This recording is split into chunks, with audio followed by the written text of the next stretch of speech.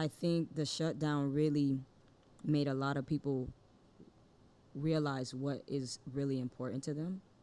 Thanks. Whether it's your family, whether it's a job, whether it's a relationship, and where it needs work. Yeah. So Facts. me slowing down in the pandemic was like, okay, I haven't really spent that much time with my kids because I was just doing everything else, being everything everybody else needed me to be. But you know, yeah, so it helped me realize, like, okay, self-care is important. Rest is important. You know, spending time with my kids is important, even if we don't do anything but sit and they just talk. That's important. That means something to them. That means something to them. That means, you know, they have my attention, and I'm listening. yeah. Sometimes they don't want anything; they just want me to listen. And sometimes we're so busy about everything else in our life that we don't take the time to just listen to our kids. We don't take the time to slow down. Slow down enough to be like, okay, hey, this is really important, and I'm sorry I wasn't listening. And so for me, the pandemic was a good thing.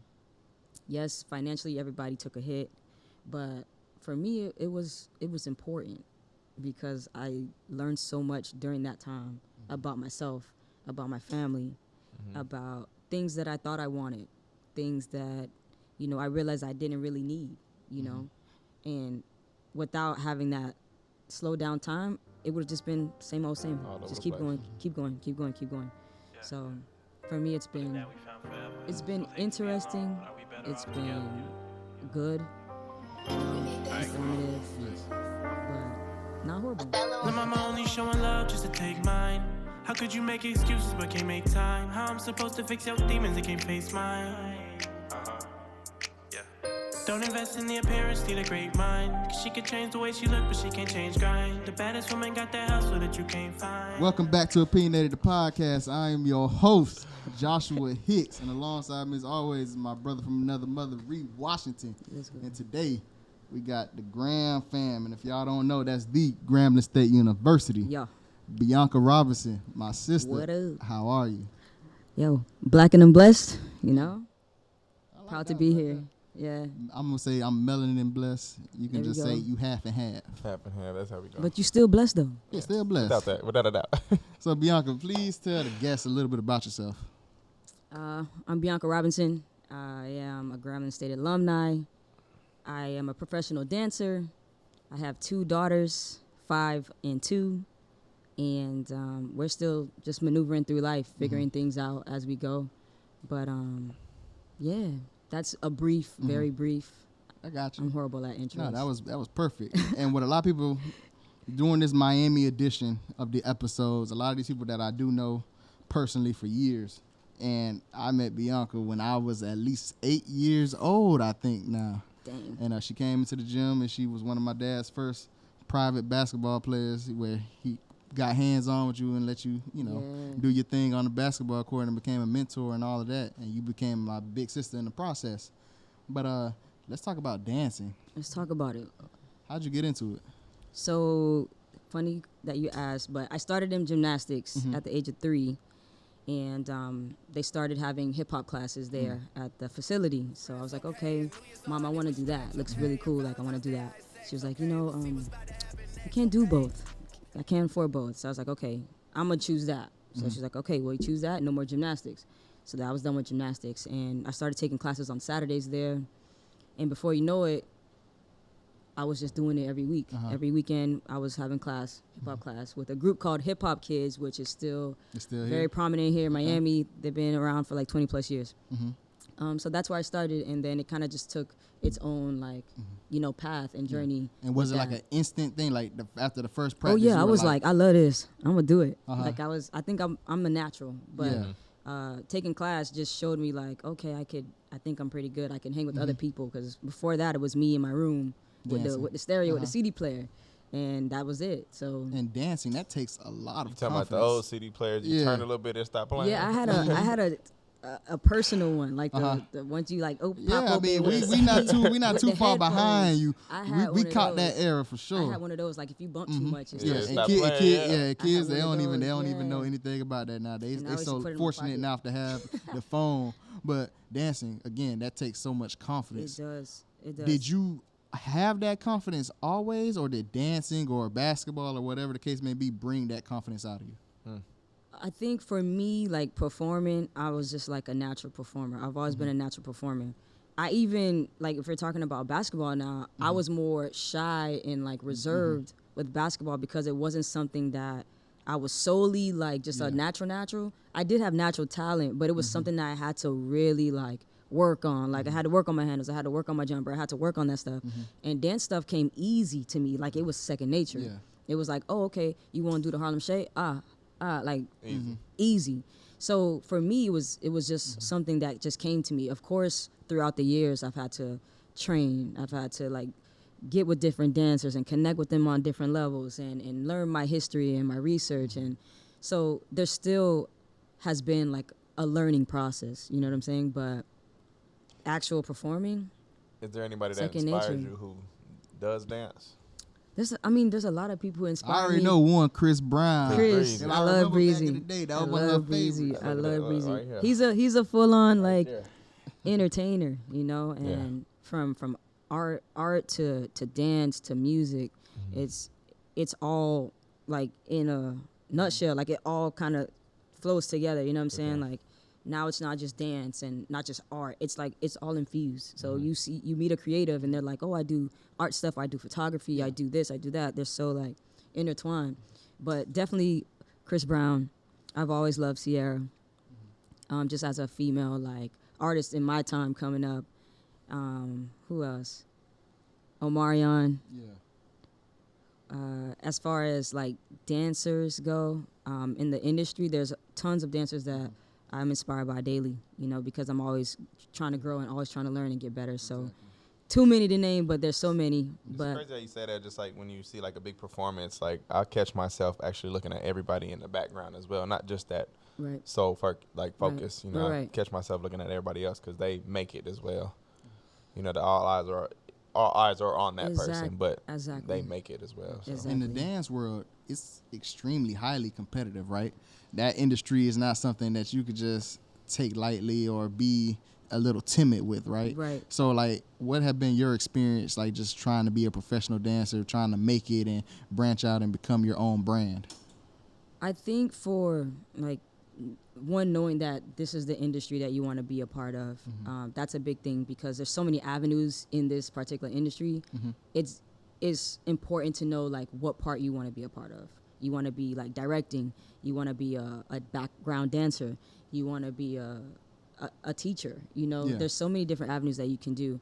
But it's important to find your lane. So for me, I didn't get those the jobs where I was dancing with the artists and doing those things very young. So I took the teaching route. I kind of fell into it. Like at 16, I got my first opportunity to teach a class.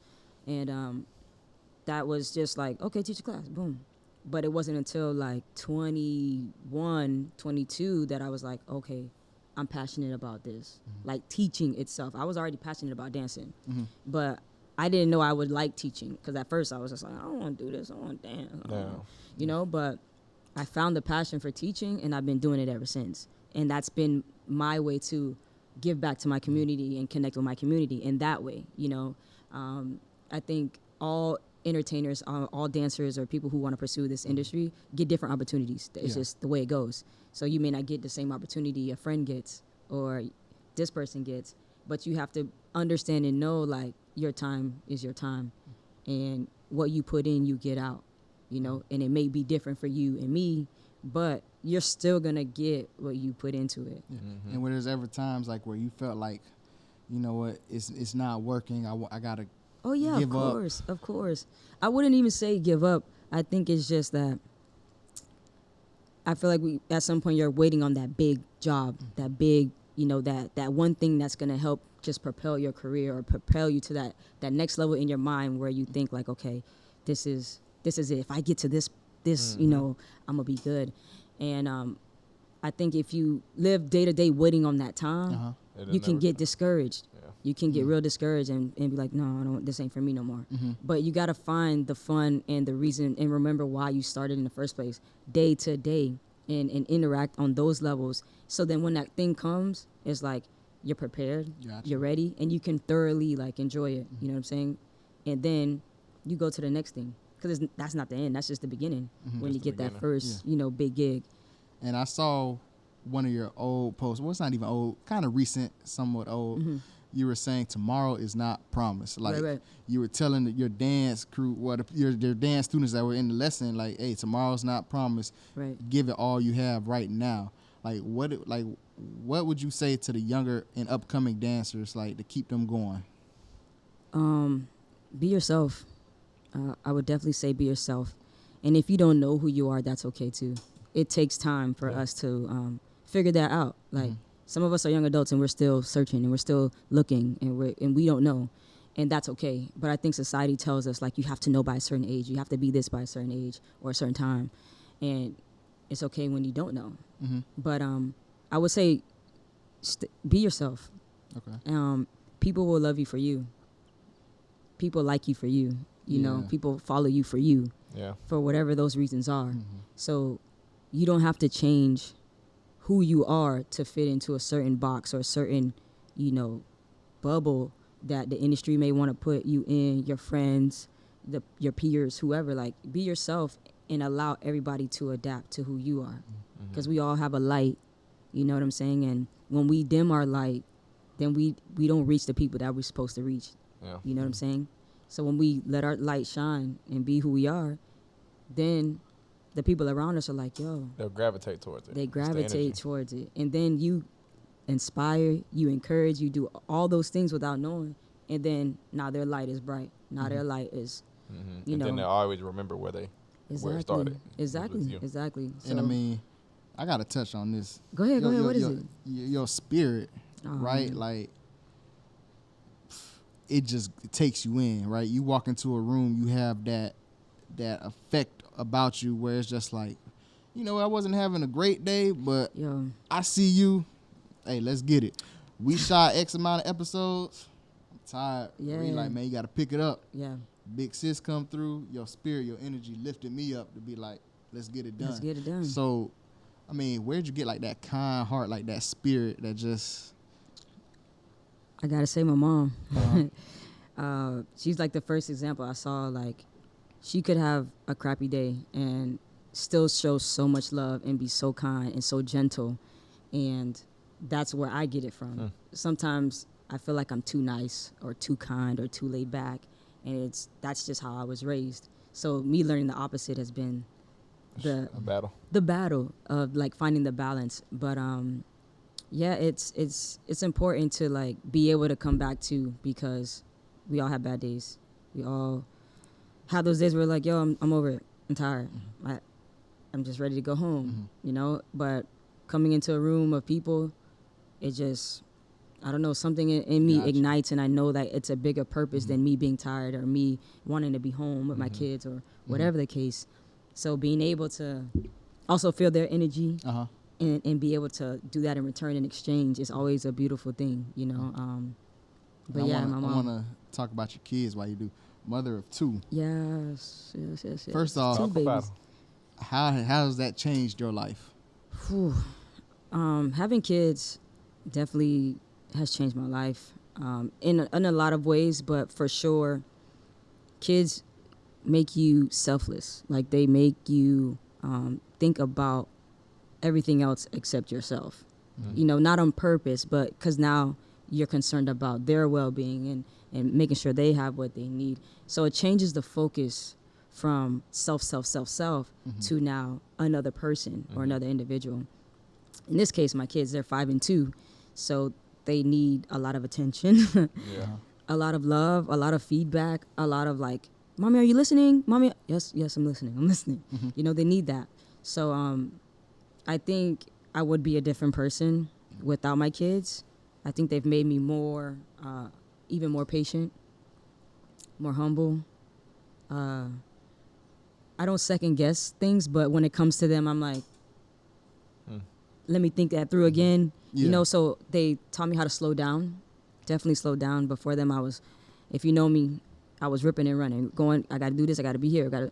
So they've definitely slowed me down, but in a good way, because if I would have continued down that road, I probably would have burnt out by 30, because I was going hard.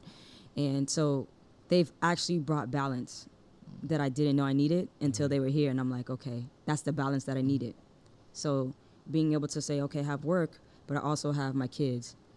And now I get to make that decision like, hey, that's not going to be good for me, so let's not do that. This is more important. I wish me and Josh and I could relate. Like, you know what I'm saying? Like that feeling.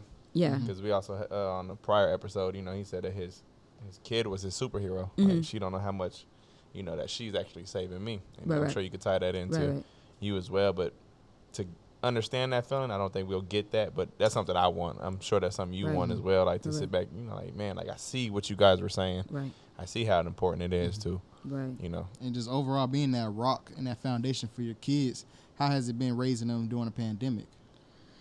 It hasn't been horrible. I would say that. It hasn't been horrible. A lot of questions. Obviously, my daughter's 5. So she's always like, Mom, why we gotta wear masks? Why we can't go anywhere like when it was shut down? A lot of questions. And the best thing you can tell a 5-year-old is, you know, something's happening outside and we gotta stay inside, you know? So trying to come up with games or projects or things to do have been hard some days and easier some days, you know, but I think the shutdown really made a lot of people realize what is really important to them. Thanks. Whether it's your family, whether it's a job, whether it's a relationship, and where it needs work. So me slowing down in the pandemic was like, okay, I haven't really spent that much time with my kids because I was just doing everything else, being everything everybody else needed me to be. But you know, so it helped me realize like, okay, self-care is important, rest is important. You know, spending time with my kids is important, even if we don't do anything but sit and they just talk. That's important. That means something to them. That means something to them. That means, you know, they have my attention, and I'm listening. Yeah. Sometimes they don't want anything; they just want me to listen. And sometimes we're so busy about everything else in our life that we don't take the time to just listen to our kids. We don't take the time to slow down. Slow down enough to be like, okay, hey, this is really important, and I'm sorry I wasn't listening. And so for me, the pandemic was a good thing. Yes, financially everybody took a hit, but for me it was important because I learned so much during that time about myself, about my family, about things that I thought I wanted, things that, you know, I realized I didn't really need, you know. And without having that slow down time, it would have just been same old same. Just keep going, keep going, keep going, keep going. So for me, it's been interesting. It's been good, you know, informative. Yes. But not horrible. So when it comes to self-love, how do people find that, or how do people deal with it in their own way? So for me, like I said, the quarantine like really helped me slow down and just had me thinking like, okay, how am I loving myself today? You know, sometimes it's just take 5 minutes to just sit, be quiet, or write, or reflect on your day. And my life had been so hectic that I wasn't doing that. I was giving out so much in like all areas that I would come home and just be drained. So in a sense, for me, that wasn't loving myself. That was mistreating myself. You know what I'm saying? There was no balance. It was just like pour out, pour out, pour out, pour out, and nobody was pouring into me. So for me, self-love just starts with realizing like, hey, where could I love myself a little bit more today? You know, whether it's speaking words of affirmation, telling myself I'm beautiful, telling myself you're great, today's going to be a great day, you're loved. It could start simply with that, because I feel like we say it enough, like we say it to our friends or our people around us. One, do we really mean it? Or are we saying it just to get the positive feedback or the applause from everyone else? But the same energy and the same that we're doing for everyone else, we got to do that for ourselves first. We got to fill our cup first. Because when we fill our cup first, then I can pour out to you. I can pour out to you, and it'll come naturally. It wouldn't be me forcing it. You know what I'm saying? It wouldn't be like, I got to say something nice to you today. You know, it's just like, hey, man, I love you. It's nice, genuine. Genuineness. It's felt. Because I think today you can feel when it's not real. Yeah, for sure. For sure you can feel it. Yeah, but being in tune with yourself takes Time. You got time with yourself. You got to spend time with yourself. We don't do that enough. Yeah. I know, like, meditation is becoming really big right now, and it's simply just taking time to sit with yourself in quiet, whatever, there's a lot of different ways to do it. But I think I would encourage people to take more time. And if you're a busy person like me, dedicate 5 minutes to yourself. We scroll on social media for hours. Hours at a time. It'll tell you on your phone how much time you spend on it. Or Netflix or whatever. So we can commit to 5 minutes a day. And whether it's sitting in silence, sitting in your car, playing your favorite song, speaking positive words to yourself, it starts there. And then you build. Okay, 10 minutes. Can I squeeze 10 minutes? You can squeeze it. You can. Now you have to say, how important is this to me? Yeah. Versus me scrolling on social media or me doing something else. But I noticed that when we get back in tune or back in a more balanced state, we're more effective in our everyday lives. You know what I'm saying? Because when we're out of whack, people know it. Like, you know him well enough to know, like, if something wrong with him. Josh ain't having a good day today. What's up, bro? What's good with you? You know? And the people around us know. So, and we know. Yeah. We just like to cover it up. Oh, no, I'm good. Until we're not good. And then when we're not good, it's almost too late. Because now we're at the point where we're exploding. Or we're, like, being nasty and not taking handling that on everybody who loves us. Yeah, we're not handling it in the right way. So I think I would encourage, even for me, it's hard sometimes, but 5 minutes a day, when you first wake up or, right before you go to bed, to just dedicate 5 minutes to yourself and do something for yourself, And I think if we can start with that, and then you can build as you need, because each of us need a little something different. Sure. But we all can agree that we need love. Exactly. We need, we need time. Yeah. We might need more patience, but we don't know if we don't spend the time. Sometimes time is well spent when you put it in the right areas. You put it in the right areas. That's so, I don't know, you might need a hashtag that one, Cole. I like that. That's a good one. You might need a hashtag, but that's so true. I truly believe it. Like, when we slow down, then you can really see the areas that need work.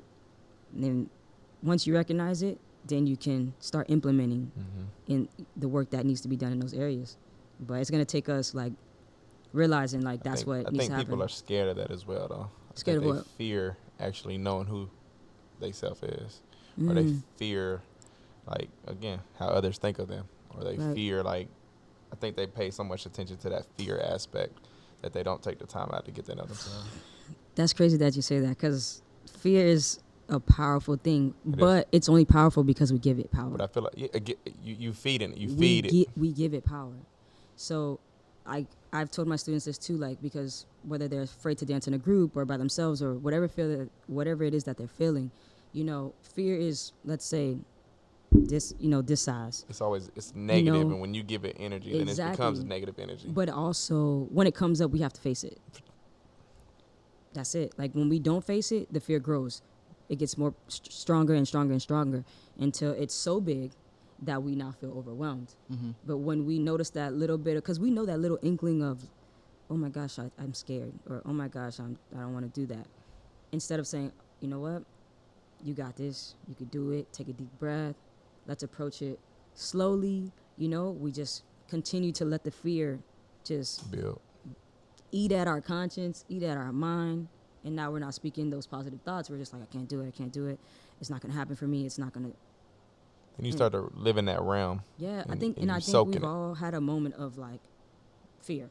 Like, somewhere in our lives we had a moment of fear. And when it uprises or you realize it, I feel like that's the moment we should nip it in the bud, or try to implement it. Like, because once it becomes so big, it's that much harder to now remove it or get rid of it or, minimize it, so to speak. But definitely, because even me, I've been afraid too of, like, who you really are by yourself.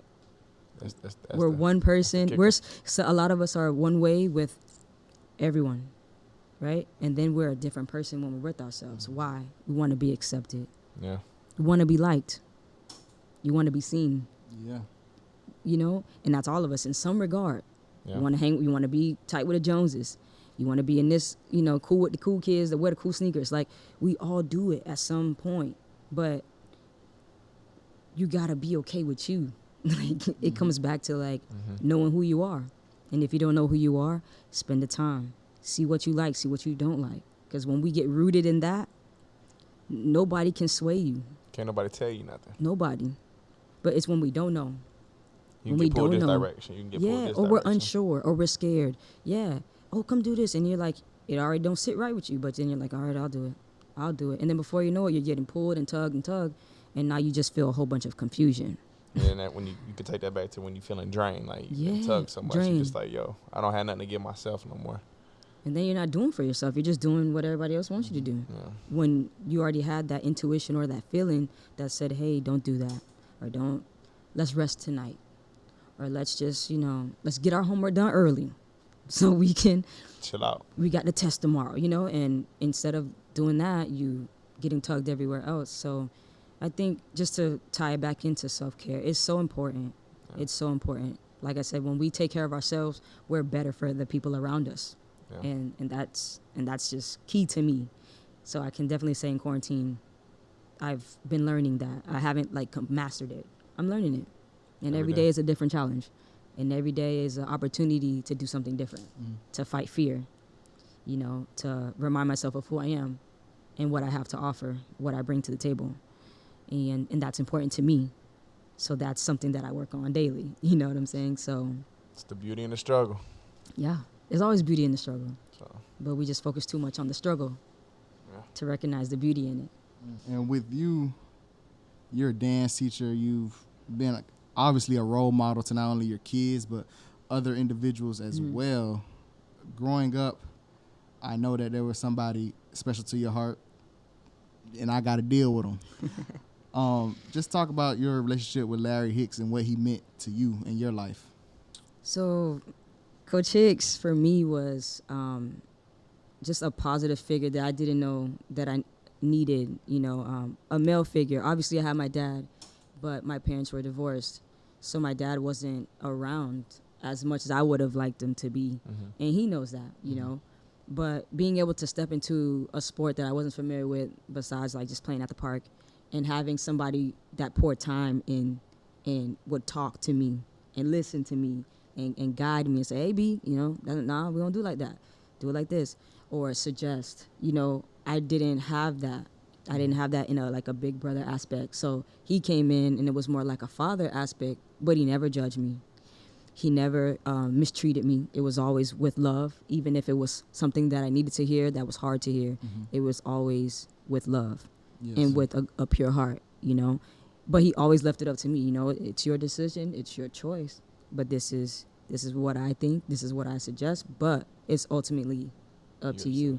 So I took a lot of those years still to this day with me, and I'll tell everybody, Coach Hicks has really been a positive influence in my life. I have nothing negative to say about him. I've never had anything negative to say about him. That's family, and he knows that, that's my family. We don't talk every day. I don't see him every day, but when I see him, it's like we're picking up where we left off.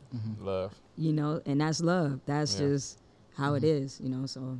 And I mean, that's always great. Ree always speaks highly. I always have people just telling me and chiming in and saying how great, my dad is. And I'm telling me, he's a great man. He helped me become who I am today, as well as others. But I would be doing myself the injustice right now if I didn't talk a little bit about Grambling State University and how that played a part in your life. Yeah. So, quick story. I was applying for colleges or whatever, and I didn't know where I wanted to go. I just know I was I'm not staying in Florida. Hands down, I'm not going to Florida. I don't want to be here. I want to go. And Coach Hicks was like, apply to Grambling. I think you could do well there. They have a basketball team, and the scores are decent. Apply. I think you could get in. So I was like, okay, I'm down. If I get out of Florida, going to Grambling, I'm out. Let's go. That's it. And I remember my dad saying, B, maybe you should stay close to home in Florida. You get a scholarship, the bright futures or whatever. I was like, nah, Dad, I don't want to stay here. And I remember waiting, the summer was so long. That summer felt so long, but I was waiting for that applicant, for the, hey, you made it in. Day after. Literally, and it was almost like that last week, and I finally got the letter, and I remember like calling him and like, hey, I'm going to GSU, is it? I'm going to GSU. And he was like, he was happy, like, and I was happy that I trusted him enough to, you know, apply, because at first I was like, I don't know about Grambling, I don't know. But I'm glad that I did. I went 4 years, you know, have a degree, and I met a lot of great people there that are still what I consider to be family to me today. And the college experience for me wasn't like partying and drinking. It was just school. It was school. I found a dance group there I connected with. I made a few friends, obviously, but it was mainly for me education and the ability to go away and be okay away, out of state, not with my mom, not with my dad, not with anybody. Having to grow up. You know, being an adult, but like being a good adult, like really taking responsibility. I was on Dean's list, like things like that. Like, so I would say my college path and my school path wasn't like a lot of people's is different. And I've been understanding and learning that, you know, my path is my path and it's going to be different from the people around me, but that's okay. Yeah. Because the blessing in it is that we get to cross paths along the way. So now I'm meeting you. Exactly. You know what I'm saying? Exactly. We've met. So, and that's just how it is. So when you cross paths, you get to see the blessings in the crossing of the paths and pull from it and learn from it and be able to apply to your own life. So Grambling was a great trip for me. I enjoyed it. I want to go back, you know. Gotta go back. How you feel? Like, man, look. It's family. Like, I got a family feel when I went to that school. And I'm not just saying it because I went there. Like, people treated me like family. It's not even an aspect of just Grambling, right? There's so many other HBCUs. Yeah. And when I tell you this, man, look, I'm glad that it was only for like 2 years. And I don't regret anything about my undergrad experience whatsoever. Right. But to see and meet people who look just like me, I'm telling you, it reassured me of who I am. Yeah. Like, I felt like I was not lost, but I went to an institution where, hey, people ain't look like us. Yeah. Kind of huddle with who you had. I got to see first on hand basis at Grambling what successful black people look like. And that's just something that you can't trade for anything in the world. Yeah. But yeah, man, every time I think if you talk to anybody that went to HBCU, for the most part, they like, man, I can't wait to go back, or like they want their kids, or they get a smile on their face talking about their school. It's just that pride. Yeah. So yeah, it's definitely a different experience. Because I think in high school too, there you have your share of black teachers, and but you don't have it where it's like the full lineup, you know, or 90% of your teachers are. I remember calling people him. I'm in nursing school, so I remember calling him like, "Man, can I get in down there?" Like, he's like, "I don't know," but things didn't really turn out how they, how we wanted it. But definitely would have been roommates down there with him. Yeah, for sure. Man, you would have loved Graham, man. I got to take you down there just to see it. Yeah, honestly. For sure. Bianca, please tell the people how they can get in contact with you. Find me on Instagram, Bianca Robinson _. That's the main outlet that I use. I am on Facebook. And maybe I might be on TikTok. I don't know. Maybe just a little bit. TikTok is the new thing. It is the new wave. I have a lot of friends who are like doing their thing on TikTok. I don't shun it at all. I think that you have to find a platform that works for you. And over the years, Instagram has been that for me. Some of my videos did go viral on Instagram, so then they also got shared on Facebook, however that happened. So for me, that's just been working for me. I'm not saying that I won't take another approach or branch out. Once you learn a little bit more about it. TikTok is fun for me. Like, I did it during the quarantine, and I was just like, learning all, me busting up the mic. But like learning all the like challenges was cool. You just saying you lucky that you ain't have it when you was 16, yeah? Exactly. Like maybe like, if I was on it like 5 years ago, we probably would have been busting, Yeah, but we would have had some millions. To all the TikTokers out there doing their thing. They are. Y'all killing it. You got to find your path, and I think once you find your path, you're going to flourish in it. So Bianca, as always, family, grand fam, big sis, Lady Express, whatever it is. I know if I call you, you'll be there. Oh, yeah, man. Man, that is another great episode of Opinionated, the podcast, Miami edition. He is Ree Washington. I go by the name of Joshua Hicks. Love, always. freedom is not worth having if it does not include the freedom to make mistakes. To further explain, to truly be free, we must have the freedom to not be successful. We have this obsession of wanting perfection, yet it rarely comes with instructions. Lean on your friends and loved ones for advice and help. The path towards success rarely comes without bumps in the road. Have a life-changing week. As always, God bless. Selah.